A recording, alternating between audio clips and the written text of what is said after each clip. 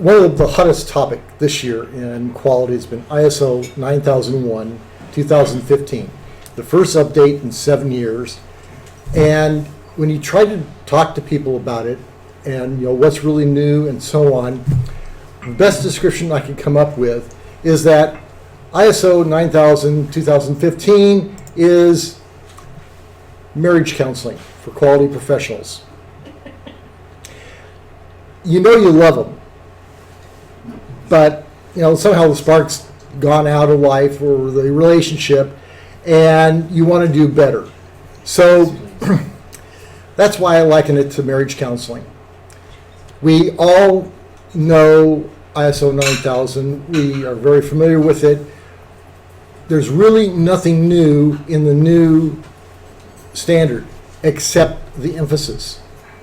And the biggest emphasis is what they call risk-based thinking. Now, if you're an old fogey like me, you'd call it risk management.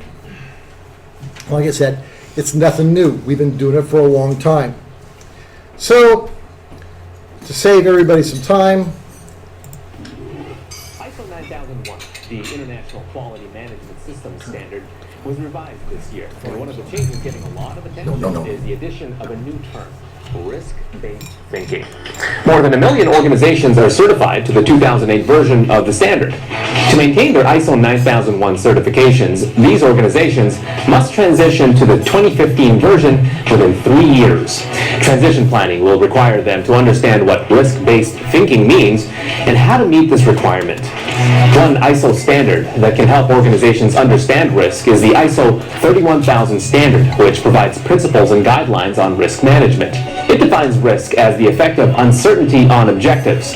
An effect is defined as a positive or negative deviation from what is expected. Once an organization understands how risk is defined, it can develop a risk catalog, a collection of identified risks that can help an organization or prevent it from achieving its business objectives. The organization will review its risk catalog and color code the risks according to their probability of occurrence and their potential consequence. In the probability category, red means a risk will occur, yellow is likely to occur, and green is unlikely to occur. For a risk's potential consequence, red is a high consequence, yellow is medium, and green is low. This categorization is called an organization's risk appetite. The color coding helps organizations determine which risks they'll accept, need to transfer, or mitigate. Cut it off there at the very end. So what you have is a 3x3 matrix, and it's easy. Just fill in the boxes. And y'all give me blank stares. Right. Well, the problem that you have is when you start putting these together, you end up with something that looks like this. You got a lot of different colors, and it doesn't really help. So what I did is I took this matrix and I added some pictures to help people understand what they're dealing with. So now you have these pictures, they kind of give you an idea of what type of situation you're going to deal with. For example, in the upper left-hand corner, high probability, low impact. That's like a nice, beautiful, sunny day. You want them to occur. Now, there's not much impact. You can enjoy it. So you have that. If we could, that's what we'd pick every day. We know how to deal with it. If you move over one, well, it's very likely to occur, but there's a moderate impact. And that's like snow. As my wife says, she grew up in northern Utah, and snow happened every year, and you just dealt with it. I mean, what do you do in preparation for the snow? That's a lot of snow. That's a lot of snow. Well, you buy a snow shovel or a snow blower, you get good tires for your car, or at the worst, you snoozy up to the fireplace with a cup of hot chocolate and just sit it out. And hire the guy. Yeah, and hire the guy to shovel your snow. But, if we now go over to, okay, it's likely to occur, but there's high impact, we're looking at something like the monsoons. When the monsoons occur, I mean, they're going to come. Every year, the monsoons come, there's lots of rain, and you can't avoid it, but you also know how to deal with it. You move your house to high ground, you have a boat, you have supplies so you can stay indoors if you have to get cough or whatever, but they occur and you know what to do about it. In the discussion that everyone's having about risk-based thinking, they're saying, hey, that's the area you really got to worry about. That's the red zone. But we know about those. We can focus on them. In fact, we focus exclusively on them quite often. So those are not really a problem because we know they're going to come and we know how to deal with them. What happens when you have it's likely to occur, but it's low impact? In this case here, it's like a traffic. If you're driving on I-90 going east between Hamilton and Freya at between 4:30 and 5:30 in the evening, you're going to face traffic. What do? You just give yourself some more time. It's not much impact. I'm going to skip for a moment the likely to occur and moderate impact and skip to if it's likely to occur in a high impact. In this case, it's kind of like a tornado. If you live in Oklahoma, you know that tornadoes are likely to occur. And if they do occur, they're going to have a big impact. But you don't know where they're going to occur. So what do? You have a storm shelter, you listen to the warnings on the radio, and you have insurance. And other than that, you just have to deal with it. Again, we focus on that. If you live in Oklahoma, everyone knows what to do about a tornado. It may never touch your town, but everyone knows. Let's go to where you have a very low probability of the event occurring, but you have a low impact. In this case, it's kind of like having ants come into your house. What do? You remove whatever attracts them and you get a can of Raid. Problem solved.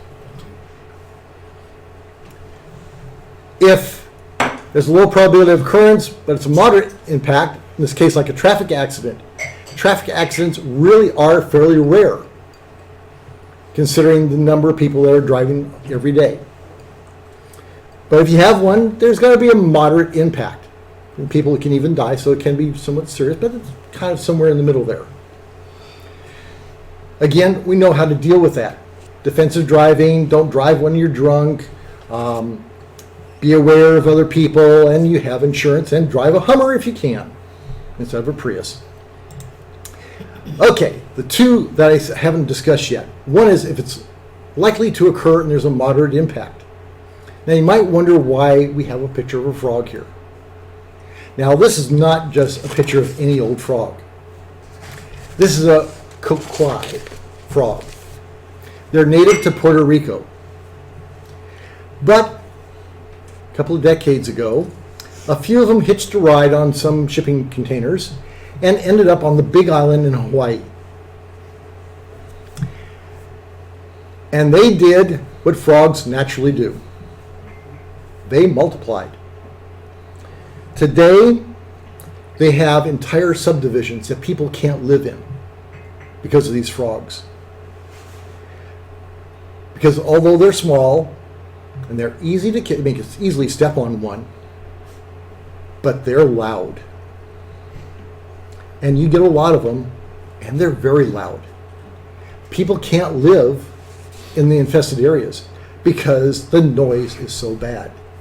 And what's interesting about it, and this is from Scott Williamson, he's an invasive species biologist with the Hawaii State Department of Land and Natural Resources. He said, a few biologists said this was going to be a problem because they have the potential to breed anywhere almost in Hawaii. But no one really paid any attention. No one thought a frog could be a problem. Now you've all heard the parable of the frog, the boiled frog. If you put a frog in boiling water, he'll immediately jump out. But if you put a frog in lukewarm water and start heating it up, you can cook him. Well, that's a myth.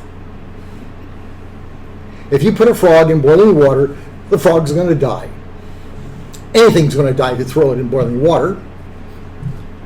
If you put a frog in lukewarm water and start heating it up, the frog is eventually going to jump out when the temperature starts getting too high. So the parable is a lovely parable, but it's not true. But these type of problems are the ones that creep up on us. They're gradual. One frog's not bad. 2 frogs are no worse. Then you have 3 frogs, and then 4 frogs. And after a while, you have a few thousand frogs, and then a few 100,000 frogs. And that's when it becomes the crisis. Even though we could have seen it coming, and we should have seen it coming, we never thought of it as a crisis until it is one. It's all of a sudden, surprise. Now, the last square is where it's very unlikely to occur, but there's a high impact if you do. That's what we call a Godzilla. Now, the reason why it's Godzilla is that, well, first of all, when Godzilla first came out here in the United States, it was the $1 million movie on Channel 9 in LA. And there was a certain 8-year-old boy who watched Godzilla 8 times or 9 times in 7 days. It really made an impact. Well, Godzilla is a problem or a crisis that comes out of the blue. It's a total shock. When you're dealing with this type of situation, one, you've got to be able to force yourself to stop, think before reacting, and develop a rational plan of action. And you have to do it quickly. It requires someone who knows what resources are available and what can be called upon to assist in the response to the immediate crisis, because Godzilla is stomping on your city now, and the long-term recovery effort. A good example of this we had recently here in Spokane. You probably have all read about the salvage company that got a tank of chlorine. It was supposed to be empty. They've been in business over 20 years. They've never had a tank of chlorine delivered with chlorine in it. They crushed it. And guess what happened? They had chlorine gas sprue out. 4 people went to the hospital and 1 died. Hazmat teams had to be called in to take care of it. And everyone's sitting there saying, well, but we've never had a problem. What was the occurrence? It was unlikely to occur, but the impact was big. So what's the problem? Well, the problem is that we're very good at planning. And you can see the list here. We assume the best. We're always fixated on what's happened in the past. We never pay attention to what the options are. And we're in love with technology. Let me tell you about an experience that I had with a client. This is back in the Washington, D.C. area. They created a disaster preparedness plan. Now, this was a few years after 9/11, and everyone was really conscious of, hey, what do you do when there's a disaster? So they worked real hard, spent several months developing a disaster preparedness plan. It was a beauty. And then they showed it to me. I said, well, looks like a great plan, but let's test it. And the response, well, how do you test it? And so I described to them how you can do a tabletop exercise. Basically, you get the key players in a room and you role play what would happen through the crisis. So I sat all the leaders down in a room and said, okay, it is now Tuesday morning at 9:34. Where are you? Turned out most of them, like a lot of people in the Northern Virginia area, worked in the district. So they knew where they were. Well, at 9:35, I created a 9.3 magnitude earthquake in the Manassas Fault, which is 25 miles from Washington, D.C. It devastated Northern Virginia and Washington, D.C. transportation was down, communications were all screwed up, and everything else. And I said, okay, now what are you going to do? And so as I went through the plan, what the plan called for them each to do, they quickly realized, at least the leader of the group realized, there was a problem. The plan called for him to be in a certain spot, except that particular day his wife was out of town and his special needs son was in Manassas, 25 miles away from where he worked. He realized that he couldn't go and be the leader that he was supposed to be until he went and got his special needs son and brought him back someplace that would be safe. We're great at planning, but not so good at execution. If you read about a race in the newspaper, do you ever read about who prepared for the race? Or do you read about who started first? What's reported in the newspaper about a race? Who wins? Who won? So that's why we say preparation is the start, but execution is the finish. But our real danger doesn't lie at the sea, gentlemen. You must remember that these creatures can travel over land, too. Now, a few miles from here is the All-American Canal System, which irrigates the entire Imperial Valley and then, in time, empties into the Gulf. Now, I don't want to alarm you unduly, but if just one of these creatures lived and got by the patrols into the canal system and multiplied, the species could threaten the entire world, first devouring all life in the oceans and then foraging on land. Can you imagine an army of these things descending upon one of our cities? This is actually a clip from The Creature That Challenged the World. It's a B-grade monster movie from the 50s. I have a lot of those, just so you know.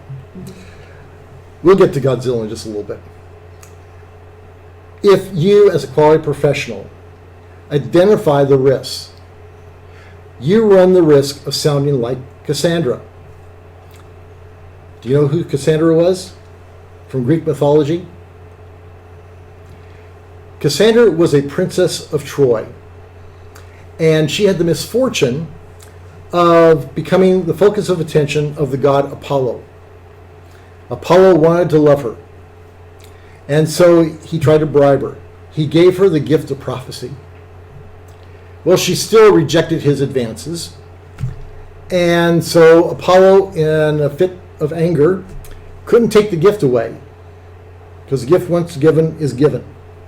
But what he did is he cursed her that no one would ever believe her.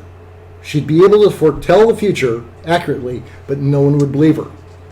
And of course, being in Troy, she was there when the Trojan horse appeared. She warned the people that the Trojan horse would be the fall of Troy, and no one believed her. And you know the rest of that story. Cassandra is always pictured in art as either mad or frustrated. And I bet sometime or another, as a quality professional, you've looked at someone and said, hey, now if you do that, this is what's going to happen. And they don't believe you. I see that no one looks. Yes. We won't ask for details or names. And I love this clip here because what does he say? Now, I don't want to alarm you unduly, but we're going to have these big monsters coming about eating everybody. That's what it sounds like sometimes. And the truth of the matter is that Murphy is ready and waiting. You're going to have a crisis. At some point, everybody has a crisis. It may be a little crisis, it may be a personal crisis, it may be a big crisis, it may be an organizational crisis, but you will have a crisis. So, I'd like to go through 11 lessons that you can learn from Godzilla. So here we have the 11 leadership lessons from Godzilla. The first one is that the unusual doesn't appear to be unusual at first.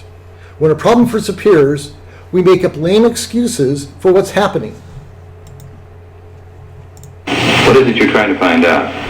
I represent United World News. I don't know, Mr. Martin.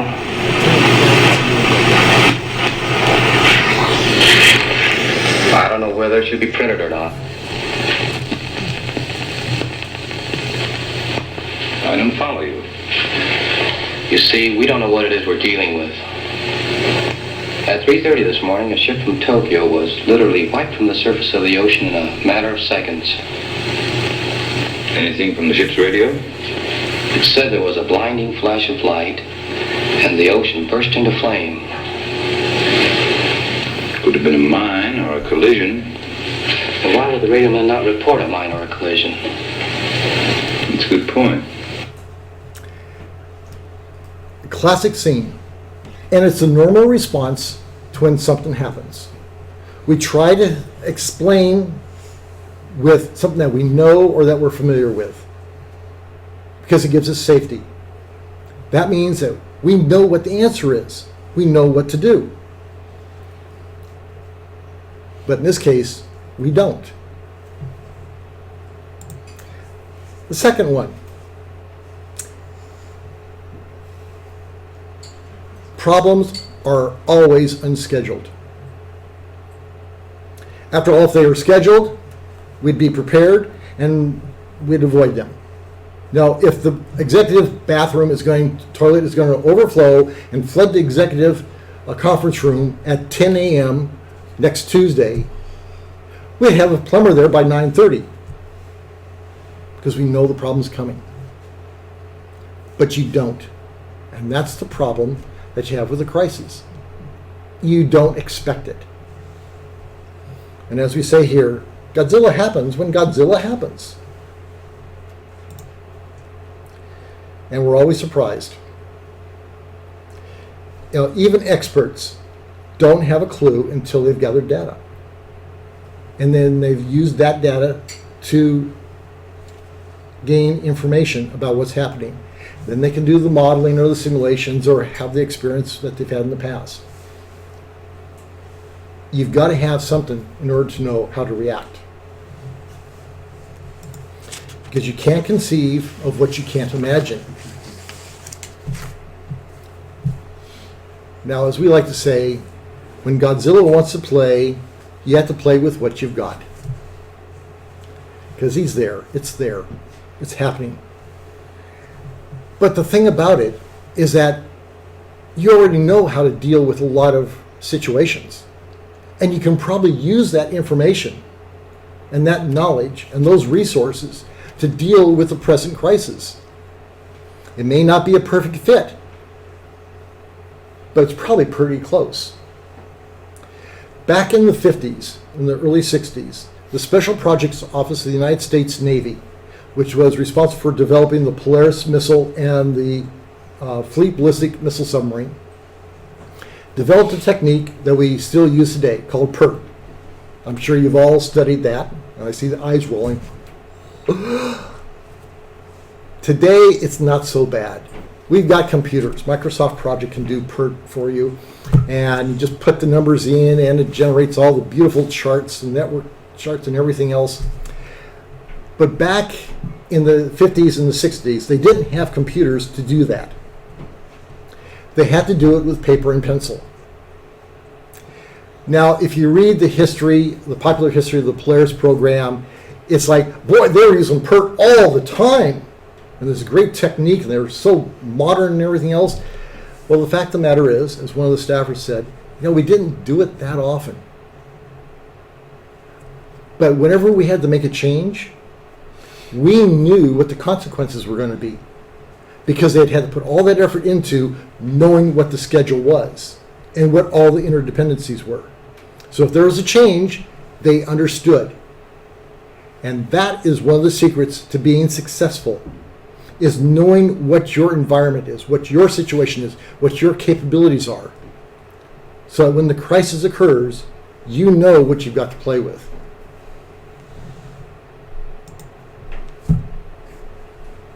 Now, we all know that the first thing they tried was a big electric fence with Godzilla. Well, management usually, when they find out that their initial response doesn't work, the response is, well, let's get bigger tanks. In the movie, they send in a full division of tanks, and Godzilla toasts them all. And if you look at subsequent movies of Godzilla, they get bigger tanks. And they keep sending them in, and guess what Godzilla keeps doing? Keeps toasting them. Leadership always tries what worked in the past. That's what they're familiar with. In the case of Godzilla, well, for centuries, they put a virgin on a raft and sent her out into the ocean. And that kept them at bay. Well, that worked in the past, so let's try it today. Let's get some virgins, put them on a raft, and send them out into the ocean. Of course, HR might have some problems with that. But, hey, it worked in the past. Why won't it work today? The fundamental problem is that leadership can't just sit and not do anything. They have to do something. So they'll throw in a lot of effort, a lot of money, a lot of people, a lot of resources, because that's all they know how to do. And usually, it's going to be without a lot of thought or preparation. And the response is, yes, it's wasteful, but at least we're doing something.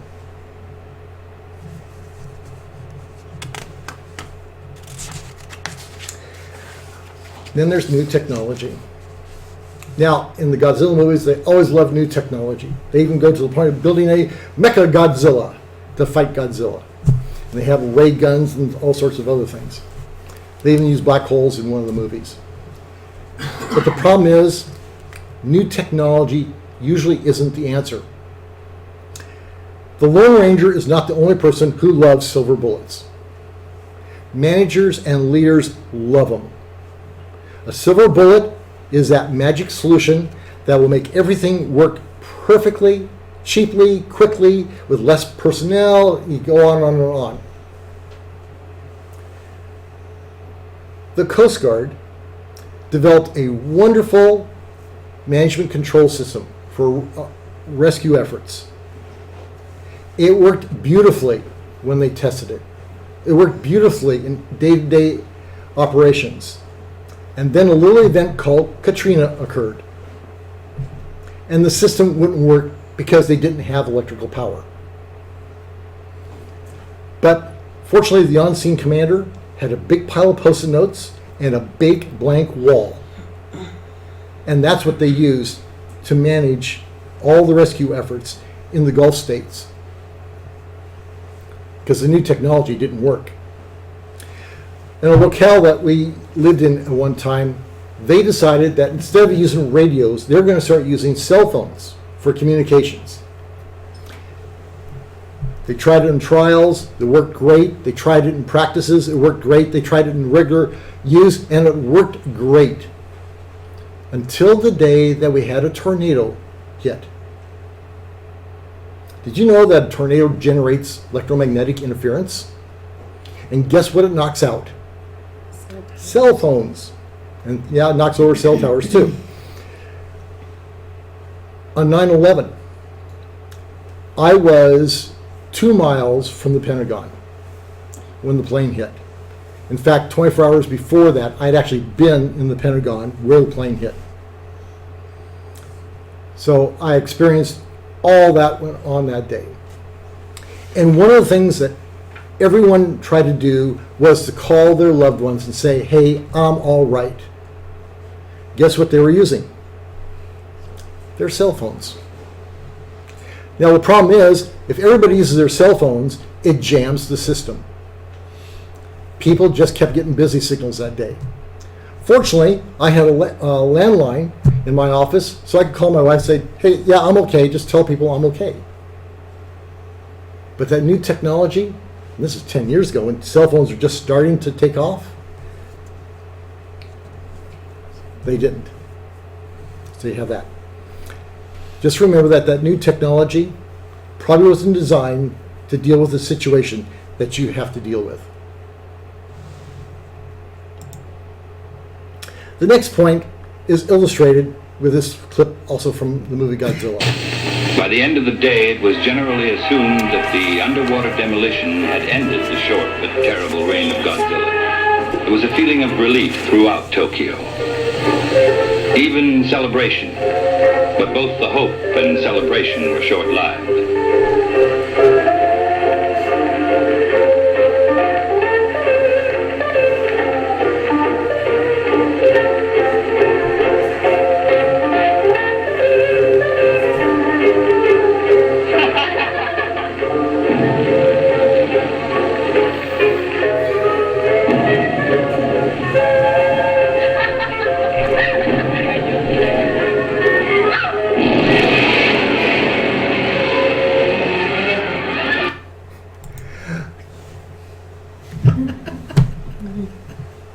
Make sure Godzilla is dead before you start celebrating.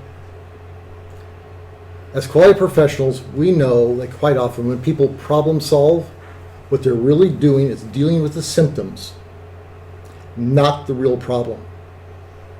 It happens over and over and over again. I recently saw a statistic that said something like 60% of all Lean and Six Sigma projects done at like the Fortune 500 companies never achieve their objectives. And why is that? Because people aren't working on the problem, they're working on the symptoms. So the question you have to ask yourself is, have we addressed the real problem? And you know how to do that. And then we also know that hey, someone always has the answer. There's always an answer. The question is, who has it? For centuries, the treatment for disease was everything from burning herbs to bloodletting to evil spirits. It wasn't until Fleming discovered a fungus that was killing bacteria in a petri dish that penicillin, the first antibiotic, was discovered. Did the fungus suddenly mutate? No. It was there all along. But it takes the right person with the right knowledge at the right time in the right situation to discover the answer. Recently, my partner and I have been working on a new series of podcasts on the hidden history of business. And we have a whole segment of those podcasts are about beer. We've been looking at the history of beer and how it plays in commerce. And one of the things that we discovered was a story about the Nubians. These are the people that lived just south of Egypt, and they had mummies. And recently, a whole series of these mummies were discovered, and they were being examined. And the researcher who was doing it was looking at their joints, trying to see what type of arthritis that they had. And in the process, he's looking at it under UV light, and there was a glow. It turned out the glow was from tetracycline. Tetracycline wasn't developed until 1950. So the natural response everyone assumed was, hey, this mummy has been contaminated somehow. So they looked at other mummies, being very careful not to contaminate them. They too had tetracycline in their joints. They looked at infants and small children. And what they discovered is that at about age 2, the tetracycline had a spike. So they're sitting there scratching their heads. Saying, how could all these mummies get contaminated? Well, it turned out that it was the beer that they drank. Their beer was contaminated with a microorganism that creates tetracycline naturally. So as they were drinking beer, they were getting doses of tetracycline. And why did the 2-year-old spike? Guess what they used to wean their children off of breastfeeding? Beer. They used beer, yes. But again, remember, tetracycline wasn't discovered until 1950. But the Nubians were getting the benefits of tetracycline thousands of years before it was discovered.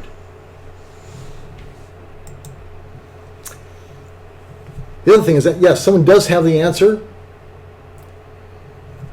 but they're not in management or leadership. This is where you have to listen to everybody.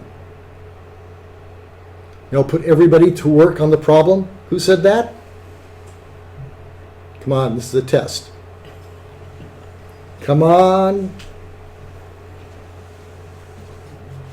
Big D. Deming. One of Deming's 14 points. Shame on you for not remembering that. Put everyone to work on the solution. And the classic modern example of that is the Challenger. The engineers who worked on the boosters knew that the O-rings would be a problem in the cold. They told their immediate superiors. And as it went up the chain, it got dropped. Leadership didn't have the answer. Someone in the organization did. And you have to learn to listen to it.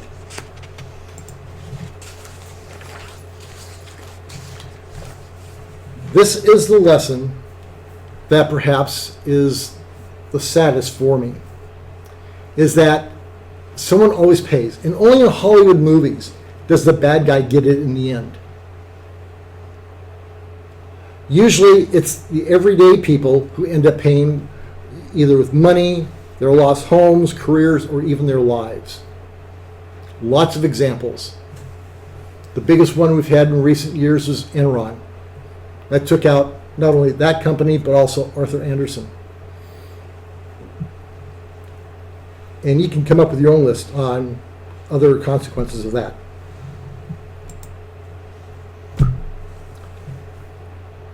Finally, you have to know that the solution to this problem may not be the solution to the problem. Now, in the story of Godzilla, Godzilla was the result of nuclear weapons that had been used to end a war. They resulted in a stalemate between the Soviet Union and the United States, and today there's still an ongoing problem. And this illustrates a point that Peter Senge from the Fifth Discipline makes, is that today's problems come from yesterday's solutions. The thing is that not only do we have to see the solution, but we have to know that it's the solution. Otherwise, we're just creating more problems. Let me conclude by telling you a little bit more about Godzilla. As we say here, Godzilla was a real Godzilla. In 1954, Toho Studios was going to make this massive, epic war movie called Beyond the Glory. Think of Avatar meets The Hangover meets Clint Eastwood and John Wayne. And throw in a little bit of the Avengers and Iron Man. Massive, big, going to be a blockbuster. They got people to invest money in the project, and they're going to film it on location in Indonesia. Tomoyuki Tanaka, the producer, had flown down to Indonesia to make the final preparations. Everything was all set. And then the Indonesian government refused to issue visas to the actors. No actors, no movie. What was the Godzilla in this point? All that money that had been spent. And right now they had no way of making it back. On the way back to Tokyo, Tanaka was trying to think, okay, what can I do to salvage the situation? Well, in the early 50s, the biggest, highest grossing picture had been the release of the 1930s King Kong.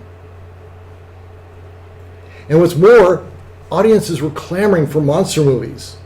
In Hollywood, they were producing monster movies right and left, and all of them, the monster was created by radioactivity. Well, in Japan, radioactivity was a real touchy subject, as you can see here. There's Hiroshima and Nagasaki. It was something that was real. It was a real pain for the Japanese people. So Tanaka finally had an epiphany. He said, no, the story won't be about the bomb, but it'll be about a monster that's awoken by the bomb. And what if it attacked Tokyo? How would we respond?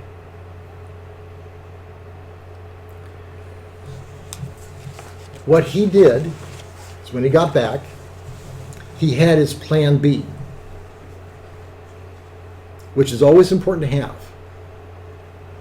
Because if plan A doesn't work, you got to have that plan B. The other thing he did is he thought about who were his customers, who was going to give him money. The investors, yeah, they give you money, but they're not the ones who ultimately pay you. It's the customers. In this case, he wanted to find a way of being able to connect with the audience. And he also focused on what his mission was. The mission was to make a movie that would make money, a lot of money. So what he did is he assembled a team that was really remarkable. He got the director, which was Honda, Ishio Honda, who had worked under probably the greatest Japanese director from before World War II. And he had a personal experience of being a survivor of firebombing and of a Chinese prisoner of war camp. He hired the best screenwriter. And then he also got Raka, who was the master of special effects. He was so good that the Japanese movie that was made about the attack on Pearl Harbor, which he had used models for, the American naval intelligence officers who looked at that movie were convinced that those were actual films from the attack. He was that good. He brought these people together, and they all had a few characteristics in common. One, they understood the vision. Two, they were willing to work together as a team. And three, they were not so proud that they weren't willing to accept criticism. In fact, the screenwriter had already written the screenplay when Honda was picked as the director. And the first thing Honda wanted to do was sit down and go through the script page by page. The result was a better product. And so, those are the lessons that you can get from Godzilla. And we all have Godzillas. Whether it's, you find out that your chief of police isn't playing nicely in the sandbox and he has to be fired. I know that doesn't occur here. You find out that your CEO is sleeping with the executive assistant and embezzling funds. It happens. But you have those crises. You are prepared for them. And even though you have your risk catalog and you've done all the things you're supposed to do, there'll always be that gotcha. And so you have to be prepared for that. And that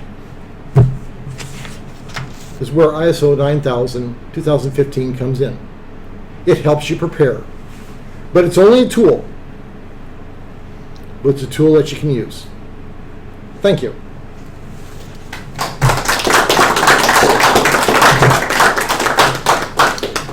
Do you have questions? Comments? No. I am listening to this from a risk standpoint. I can certainly think of a number of situations that these kind of things would fall into, and what some of my companies that I audited to the 08 standard, did with response to evaluating risk. Some people were very superficial with it, with their contracts and how they accept contract. Other people were more in depth. I went into one company that took risk and risk mitigation right down to the machine shop floor. Every operation that was on the Traveler, the machinist would have to evaluate the risk in one of those charts and determine what the risk was of doing this machining operation. The material, the equipment he had, the tools he was using, and he'd have to think about the risks of that job. And then he'd have to get his supervisor's concurrence before they could actually do that operation. Now, most companies wouldn't do that because that could just put a big halt on manufacturing. In this case, they were doing one-off kinds of things that once it left the earth, it was not able to come back, or they were not able to repair it, so they were willing to spend the extra time analyzing that risk. But it's out there. We do it every day. Evaluate. I came today, and I had to stop at the little cleaners down here on Sullivan, just north of Sprague, and it's on the west side of the street. Well, going in there was easy, but coming out, I had to make a left-hand turn onto Sullivan at about 5:20 in the afternoon to get up here to the Maribel. So I'm looking at all the alternatives. I had a plan A, which was pull out there, wait for traffic to clear, and then pull out into the center lane and pull out. But I had a plan B, which was make a right-hand turn and go around the corner and come back up on Broadway and go straight across, kind of thing, or up to Mission and go straight across. So you're evaluating risk every place you go. It's truly something that we do every day in all of our activities. But as organizations, we tend to have blind spots. And that's one reason why we focus on crises, because everybody has those blind spots and everybody will have a surprise. Even if it's just something that you didn't plan on. You know, when Mount St. Helens blew, I mean, how many people knew that was going to happen? I mean, the first indication anyone had was, hey, there looks like there's a storm coming. Mm-hmm. Yeah, it was a storm, all right. But one of the real secrets of leadership is to really know what you're dealing with. And this is described, over 2,000 years ago, more than 2,000 years ago, by Sun Tzu, who said, if you know yourself and you know your enemy, you'll win 100 battles to every one you lose. If you know yourself but know not your enemy, you'll win 1 battle to every one you lose. If you know neither yourself nor your enemy, you will lose 100 battles to every one you win. If you don't know how you respond, then you're at a disadvantage. Because what you end up doing is that old refrain, when in trouble or in doubt, run in circles, scream and shout. I got to listen to an astronaut who was the astronaut that went blind in space when he was out on a spacewalk. What happened is his one eye started to tear up, and in space, tears don't roll down your face. The tear just keeps getting bigger and bigger and bigger on your eye. Well, finally it got so big that it got to the bridge of his nose, and then capillary action drew it over into his other eye. So here he had both eyes covered with tear. Why didn't he just wipe the tear away from his eye? Yeah, right. Let me open the visor. And what he describes is an everyday experience that we all can do. How many of you have ever walked into a cobweb? You all have done that, haven't you? What's your instinctive response? Brush it away real fast. What's really interesting is here in the Northwest, there's only one spider which is dangerous to man, and that's the black widow spider. Black widow spiders are down at ground level. They don't get much more than about a foot or so off the ground. So if you walk into a cobweb and get it on your face, it's probably a spider that is not toxic to you. How do you develop the impulse not to brush it away that we have all instinctively? Any ideas? Practice. Exactly. Walk into cobwebs deliberately over and over and over again until you don't flinch. Well, Halloween's coming up. Yes, it is. But again, that's exactly what professionals do. Airline pilots, for example, they go into simulators and do they practice normal takeoffs, normal flight, and normal landings? No. It is always what could possibly go wrong, and if it does, what do I do? And you experience that over and over and over again until your reactions are so automatic that you do the right thing no matter what happens.